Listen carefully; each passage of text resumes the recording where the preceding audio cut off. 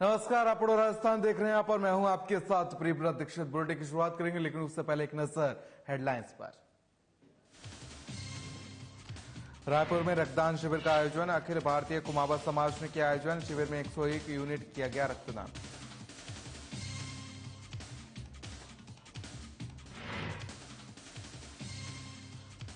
छोटी सदड़ी में भगवान भरोसे चल रही कृषि मंडी। किसानों के लिए नहीं है कोई सुविधा, अपने आप को ठगा सा महसूस कर रहे किसान।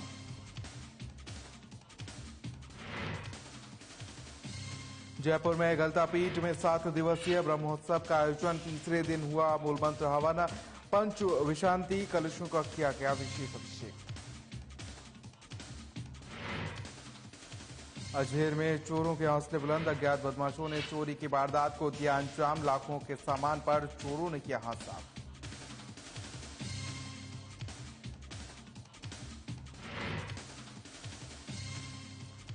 अजमेर में ट्रक ने बाइक सवार को मारी टक्कर। हादसे में बाइक सवार 2 लोगों की हुई मौत। मामले की जांच में जुटी पुलिस।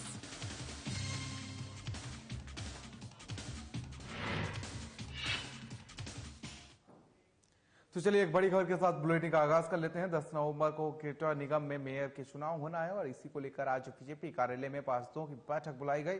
अब बैठक के बाद बीजेपी पार्षदों को बाड़ाबंदी में ले जाया जा रहा है, जहां पर आपको बता दें कि बीजेपी पार्षदों ने कहा कि प्रशिक्षण शिविर के नाम पर बीजेपी की बाड़ाबंदी की जा रही है। और आपको बता दें कि पार्टी के फैसले के अनुसार पार्षद चलेंगे और चोमू महल में पार्षदों को रखा जाएगा। कांग्रेस द्वारा बीजेपी के पार्षदों को तोड़ने के भय से बाड़ाबंदी की गई है और बाड़ाबंदी से साफ जाहिर हो रहा है कि बीजेपी में पार्षद टूटने के भय और ऐसे में अपनी फूट से बचने के लिए बाड़ाबंदी की गई है।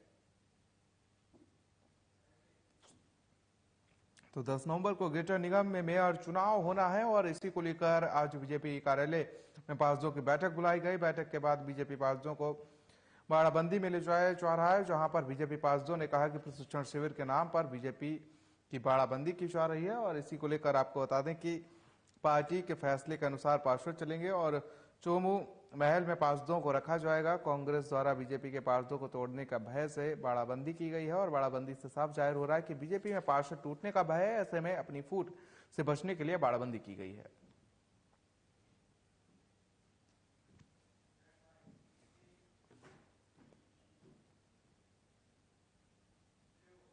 तो वहीं उमेश मिश्रा ने डीजीपी का पद संभालने के बाद से मीडिया से बातचीत की है।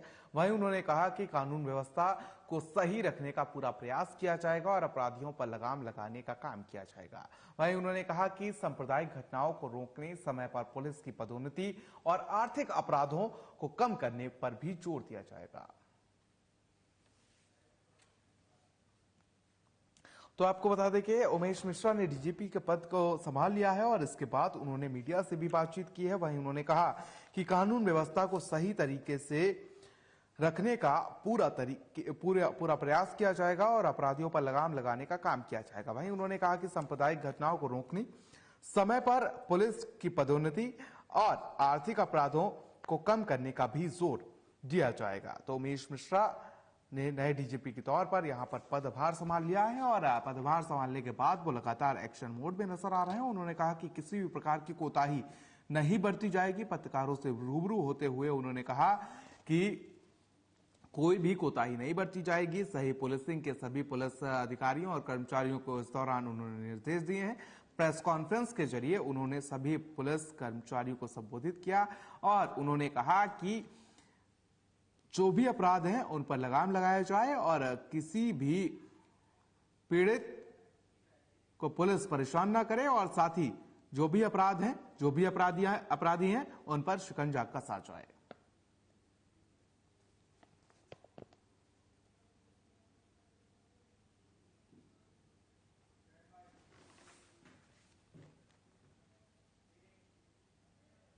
तो वहीं जयपुर में अखिल भारतीय कुमावत समाज द्वारा दीपावली स्नेह मिलन में कबड्डी प्रतियोगिता के दौरान रायपुर सुरास चौराया समाज द्वारा रक्तदान शिविर का आयोजन किया गया। वहीं सचिव लक्ष्मी लाल कुमावत ने बताया कि महात्मा गांधी हॉस्पिटल के सानिध्य में 101 यूनिट रक्तदान किया गया। वहीं रक्तदानकर्ता को समाज द्वारा जगदीश भगवान प्रेम प्रशस्ति पत्र देकर सम्मानित किया गया। जीवन काल में अनेक समस्याओं का समाधान करने के लिए समाज के हर व्यक्ति को समाज के प्रति आगे बढ़ चढ़कर आना चाहिए, संदेश दिया गया है।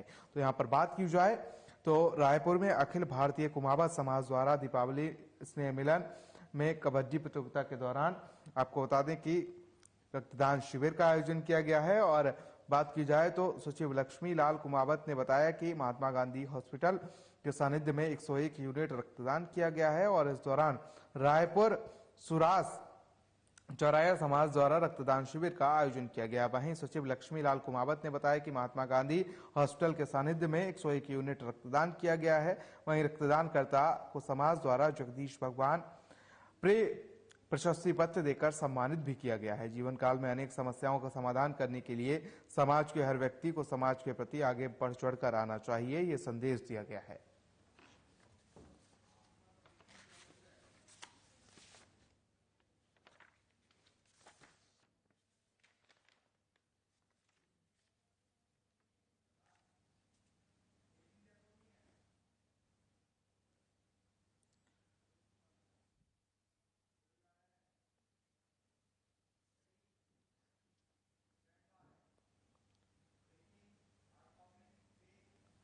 तो जयपुर से इस वक्त की बड़ी और अहम खबर सामने आ रही, जहां पर आपको बता दें कि जयपुर के सेटलमेंट नगर में चला सेटलमेंट का खेल। नियम विरुद्ध निर्माण की आड़ में सरकार और जनता की आंखों में धूल झोंकी जा रही है। जनता की गाड़ी कमाई पर बिल्डर ने बेईमानी से उड़ाई है और आपको बता दें कि जनता की गाड़ी की कमाई बिल्डर ने बेईमानी से उड़ाई है। बड़ी और अहम जानकारी इस वक्त की आपको बता दें कि सेटलमेंट नगर में सेटलमेंट का खेल चला है और नियम विरुद्ध निर्माण की आड़ में सरकार और जनता की आंखों में धूल झोंकने का काम किया जा रहा है। बिल्डर की बेईमानी सामने आई है और जनता की गाड़ी कमाई बिल्डर ने बेईमानी से उड़ाई। ये बड़ी और अहम जानकारी इस वक्त की आपको बता दें कि जयपुर से है, जहां पर सेटलमेंट नगर में चला सेटलमेंट का खेल और साथ ही आपको बता दें कि नियम विरुद्ध निर्माण की आड़ में सरकार और जनता की आंखों में धूल झोंकी जा रही है। जनता की गाड़ी कमाई और बिल्डर ने बेईमानी से उड़ाई।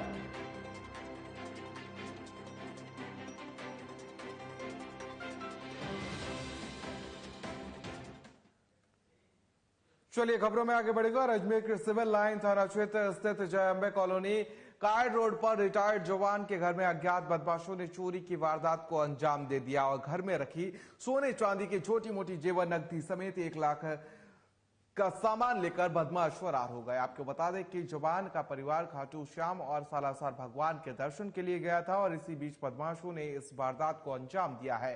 फिलहाल पीड़ित की शिकायत पर सिविल लाइन थाना पुलिस ने अपनी जांच शुरू कर दी है। तो ये बड़ी और अहम खबर आपको बता दें कि अजमेर से है, जहां पर आपको बता दें कि चोरों ने हाथ साफ किया है।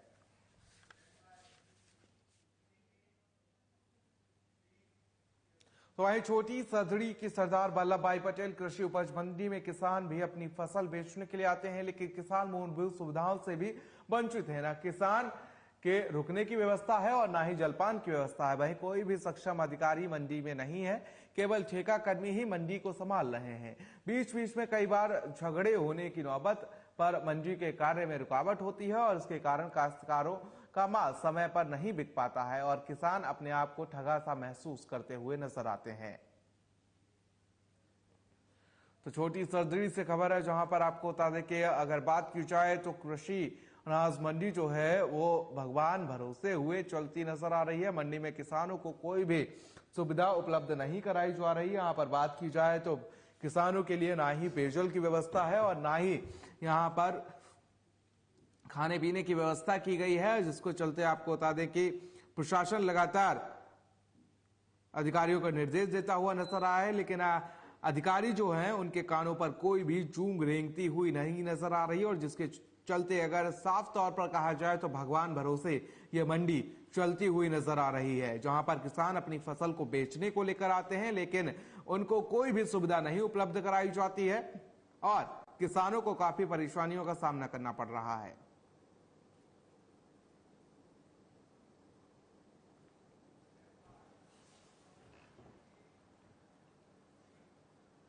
तो खबर हनुमानगढ़ से है, जहां पर जिले के संगरिया थाना क्षेत्र के रतनपुरा बाईपास पर कार ने खड़े ट्रक को टक्कर मार दी और वहीं हादसे में कार सवार 2 लोगों की मौत हो गई और साथ ही 2 लोग घायल हो गए हैं। दोनों घायलों को इलाज के लिए हॉस्पिटल में भर्ती कराया गया है और इस मामले पर प्रभारी राम बिश्नोई ने बताया कि रतनपुरा बाईपास के पास सड़क हादसे की सूचना पुलिस को मिली थी कि कार ने खड़े ट्रक को पीछे से टक्कर मार दी। वहीं पुलिस ने शवों का पोस्टमार्टम के लिए करवाकर मोर्चरी में रखवा दिया और मामले की जांच पड़ताल में जुट गई है।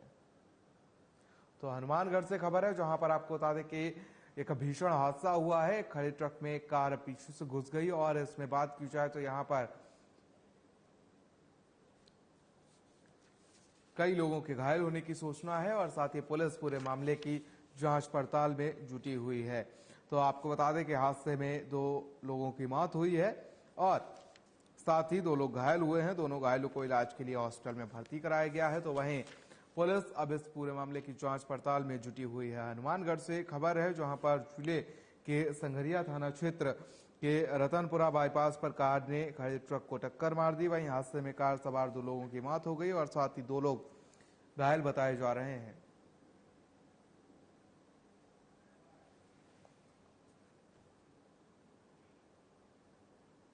तो वहीं सरबार टोल नाके के निकट अजमेर कोटा स्टेट हाईवे पर ट्रक ने बाइक को टक्कर मार दी और इस हादसे में एक की मौत हो गई। तो वहीं एक घायल को अस्पताल पहुंचाने के दौरान उसने दम तोड़ दिया। वहीं घटना की सूचना पर थाना अधिकारी घटनास्थल पर पहुंचे और जानकारी के मुताबिक दोनों युवक सरवाड़ के बड़ा मोहल्ला के निवासी थे, जो सरवाड़ से अपनी दुकान पर जा रहे थे, तभी ये दर्दनाक हादसा हुआ है। तो अजमेर से खबर है, जहां पर आपको बता दें कि भीषण सड़क हादसा हुआ है और आपको बता दें कि सरवाड़ टोल नाके के निकट अजमेर कोटा स्टेट हाईवे पर ट्रक ने बाइक को टक्कर मार दी और इस हादसे में एक की मौके पर ही मौत हो गई है। तो वहीं घायल को अस्पताल ले जाया जा रहा था और इस दौरान उसने दम तोड़ दिया। वही घटना की सूचना पर थाना अधिकारी घटनास्थल पर पहुंचे और जानकारी के मुताबिक दोनों युवक सरवाड़ के बड़ा मोहल्ले के निवासी थे, जो सरवाड़ से अपनी दुकान पर जा रहे थे, तभी ये दर्दनाक हादसा हुआ है।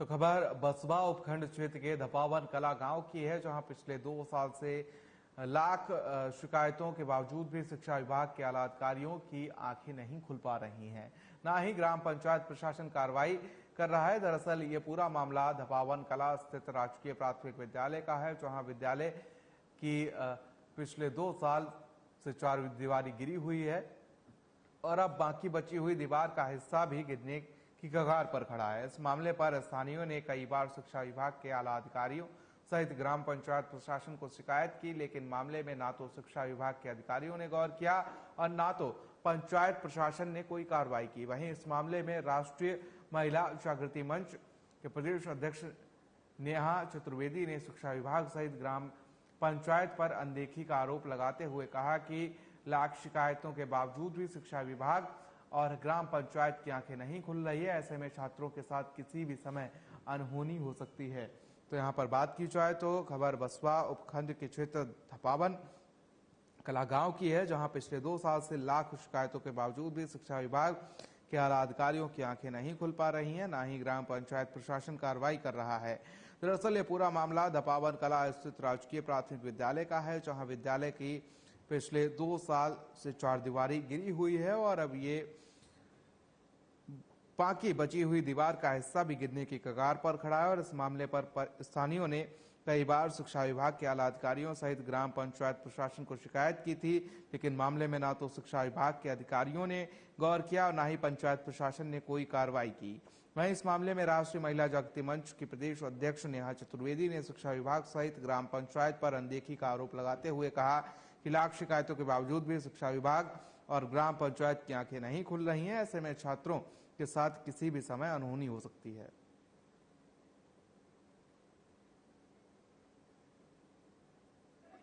कला के प्राथमिक विद्यालय की 4 दीवारी का कुछ हिस्सा तो गिर चुका है और कुछ हिस्सा तिरछा होकर गिरने की कगार पर है। वहीं गेट के दोनों पिलर भी गिरने पर हैं, जिसकी विद्यालय प्रशासन सहित हम ग्रामीणों ने कई बार शिक्षा अधिकारियों से और पंचायत के सरपंच और सेक्रेटरी से इसकी शिकायत की है, लेकिन किसी की किसी भी तरह की कोई कार्यवाही नहीं अमल में लाई जा रही है। यही इसकी हमारी शाला है जो धपावन कला के, इसके जो बाउंड्री वाल का पूरी दीवार गिर चुकी है और बाकी की दीवार भी तिरछी हो रखी है और वो तिरछी हो रखी है। बच्चे खेलते हैं, किसी भी समय किसी पे आ गिरेगी। कई बार शिकायत की जा चुकी है, आगे लिख लिख के दे चुके हैं, लेकिन अभी तक कोई कार्रवाई नहीं है। तो वहीं आपको बता दें कि जयपुर हेरिटेज के महापौर मुनीश गुर्जर और उप महापौर मोहम्मद असलम फारूकी और आयुक्त विश्राम मीणा ने निगम हेरिटेज मुख्यालय से स्वास्थ्य शासन विभाग द्वारा उपलब्ध 5 अग्निशमन वाहनों को हरी झंडी दिखाकर विभिन्न अग्निशमन केंद्रों के लिए रवाना किया है। और इस अवसर पर महापौर मुनीश गुर्जर ने कहा कि मुख्यमंत्री अशोक गहलोत की घोषणा के अनुसार शासन विभाग द्वारा नगर निगम हेरिटेज को 5 अन्य वाहन सामान ले जाने हेतु उपलब्ध कराए गए हैं, जो शहर में आग से होने वाली घटनाओं को काबू पाने में सहयोग मिलेगा।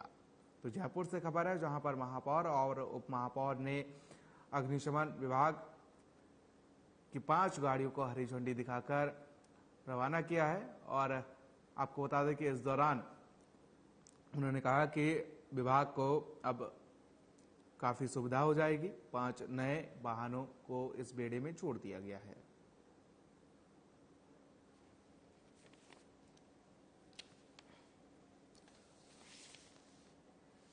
तो नगर निगम जयपुर हेरिटेज के महापौर मुनीश गुर्जर और उप महापौर मोहम्मद असलम फारूकी और आयुक्त विश्राम मीणा ने निगम हेरिटेज मुख्यालय से स्वास्थ्य शासन विभाग द्वारा उपलब्ध 5 अग्निशमन वाहनों को हरी झंडी दिखाकर विभिन्न अग्निशमन केंद्रों पर रवाना किया है। इस अवसर पर महापौर मुनीश गुर्जर ने कहा कि मुख्यमंत्री अशोक गहलोत की घोषणा के अनुसार शासन विभाग द्वारा नगर निगम हेरिटेज को 5 अन्य वाहन सामान ले जाने हेतु उपलब्ध कराए गए हैं, जो शहर में आग से होने वाली घटनाओं को काबू पाने के लिए सहयोग मिलेगा।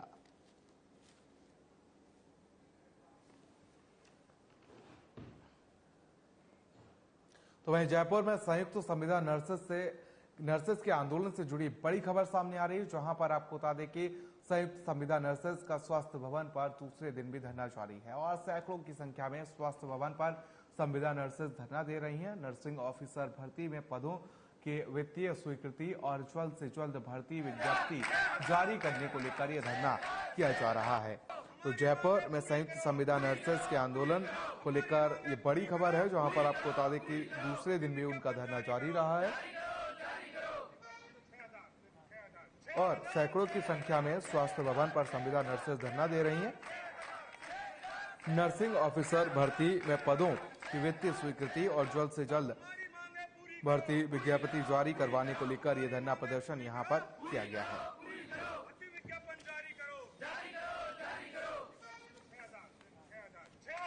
तो दूसरे दिन भी आपको बता दें कि धरना लगातार जारी है और संयुक्त संविदा नर्सेस के आंदोलन का दूसरा दिन था और इस दौरान आप देख सकते हैं किस तरीके से अपनी मांगों को लेकर यहां पर धरना लगातार जारी है। सैकड़ों की संख्या में स्वास्थ्य भवन पर संविदा नर्सेस धरना दे रहे हैं और नर्सिंग ऑफिसर भर्ती में पदों की वित्तीय स्वीकृति और जल्द से जल्द भर्ती विज्ञप्ति जारी करवाने को लेकर धरना दिया जा रहा है। जयपुर में संयुक्त संविदा नर्सेस के आंदोलन लगातार जारी है और इस दौरान दूसरे दिन भी धरना जारी है और सैकड़ों की संख्या में स्वास्थ्य भवन पर संविदा नर्सेस धरना दे रहे हैं। तस्वीरें देख सकते हैं यहाँ पर किस तरीके से नाराबाजी की जा रही है और अपनी मांग को लेकर यहाँ पर धरना प्रदर्शन किया जा रहा है।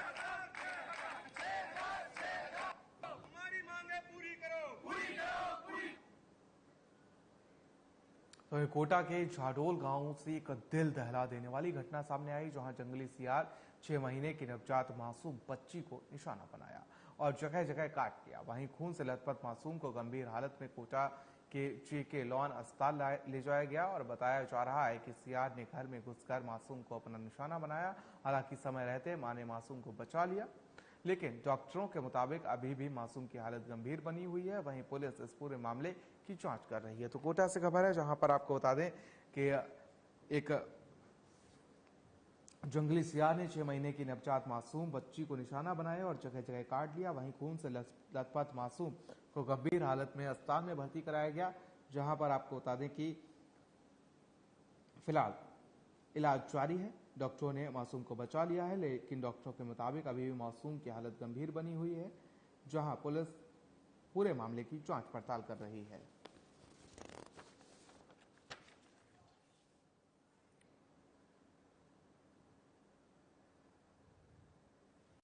क्या हुआ था, कब की घटना है? वो कल 4:30 बजे करीब की दुर्घटना है। जो क्या नाम है, पागल सियार आया और मकान के अंदर घुस गया और उसको काट लिया। घटना के समय घर पे कौन कौन था? उसकी मम्मी थी सर। और कोई नहीं था घर और पे? कोई भी नहीं था। नहीं, कभी भी नहीं हुई सर। 1-2 जानवरों को भी काट लिया उसने। पागल था सियार? पागल था सर। घटना के बाद फिर कैसे क्या पता चला? अपने बच्चों को कहाँ लेके गए? हॉस्पिटल लेके आए इटावा लगे? हाँ, इटावा से थोड़ा रेफर कर दिया सर। कितने माह का है बच्चा अभी? 6 महीने का। कितने बच्चे हैं आपके और क्या करते हो आप? खेती बाड़ी करते हैं सर, दूसरे का काम करते हैं, मजदूरी का। कितने बच्चे हैं? बच्चियां हैं 4, 14 नंबर की बच्चियां हैं।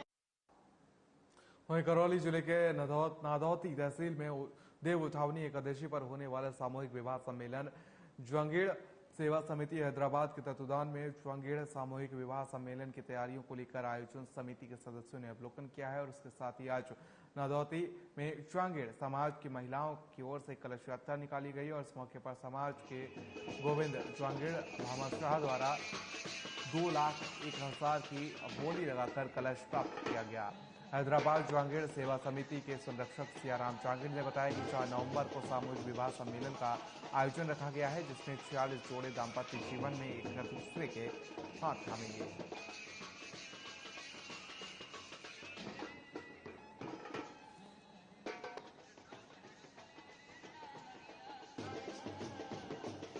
तो आपको बता दें कि करौली जिले के नादौती तहसील में देव उठावनी एकादशी पर होने वाले सामूहिक विवाह सम्मेलन ज्वांगीड़ सेवा समिति हैदराबाद के तत्वाधान में ज्वांगीड़ सामूहिक विवाह सम्मेलन की तैयारियों को लेकर आयोजन समिति के सदस्यों ने अवलोकन किया और इसी के साथ ही आज नादौती में ज्वांगीड़ समाज की महिलाओं की ओर से कलश यात्रा निकाली गई और इस मौके पर समाज के गोविंद ज्वांगीड़ भामाशाह ने 2,01,000 रुपए की बोली लगाकर कलश प्राप्त किया है और हैदराबाद ज्वांगीड़ सेवा समिति के संरक्षक सियाराम ज्वांगीड़ ने बताया कि 4 नवंबर को सामूहिक विवाह सम्मेलन का आयोजन रखा गया है, जिसमें 46 जोड़े दाम्पत्य जीवन में एक दूसरे का हाथ थामेंगे।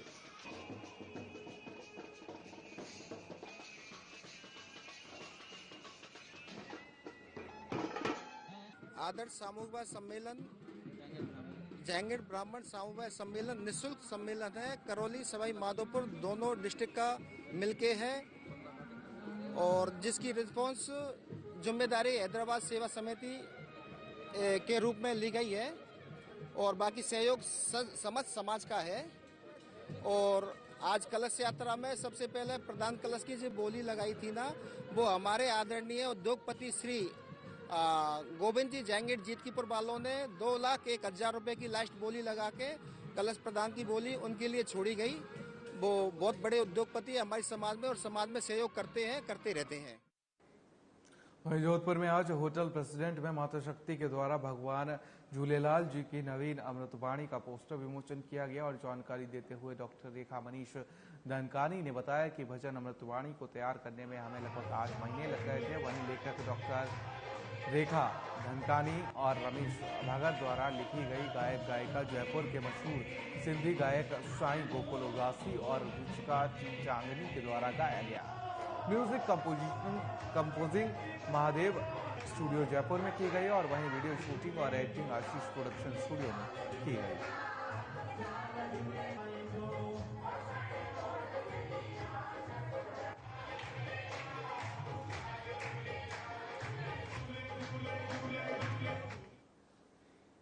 तो वहीं उत्तर भारत के प्रमुख वैष्णव पे श्री गलता जी में गलता पीठाधीश्वर स्वामी अवधेशाचार्य महाराज के पावन सानिध्य में मनाए जा रहे ब्रह्मोत्सव के तीसरे दिन विभिन्न दिव्य आयोजन हुए और गलता पीठ के युवराज स्वामी राघवेंद्र ने बताया कि सुबह शांति पाठ, चतुर्वेद पाठ और इसके बाद चतुस्थान अर्चन, संक्षेप रामायण के साथ हवन किया गया और इसके बाद पंचसूतक से हवन में पूर्णाहुति दी गई।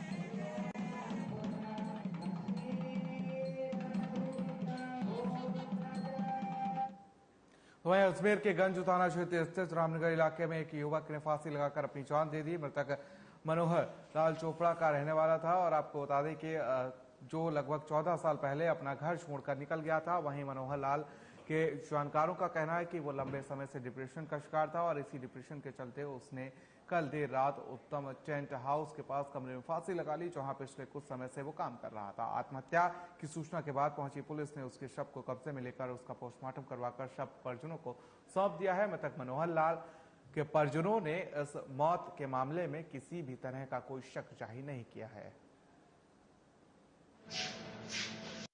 एक व्यक्ति ने फांसी लगा ली है, जिस पर डीओ राकेश सिंह एसआई साहब मौके पर पहुंचे। मौका देख करके वहां पर व्यक्ति को उतरवाया, जिसको मोर्चरी में रखवाया गया। उसके बाद अब परिजन आए हैं उनके, और विजयदीप हैं जिनका टेंट का काम है रामनगर में, उनके वहां पर काम करता था और वहीं रहता था। कितने साल का है वो, क्या कारण था? ये 42 साल का है, मनोहर लाल उर्फ लाला। इसके पिताजी का नाम है लक्ष्मी नारायण, जाति माली है और निवासी तोपदड़ा का रहने वाला था। शादीशुदा नहीं है, 42 साल। और फिलहाल के लिए इतना ही, मुझे दीजिए इजाजत। नमस्कार।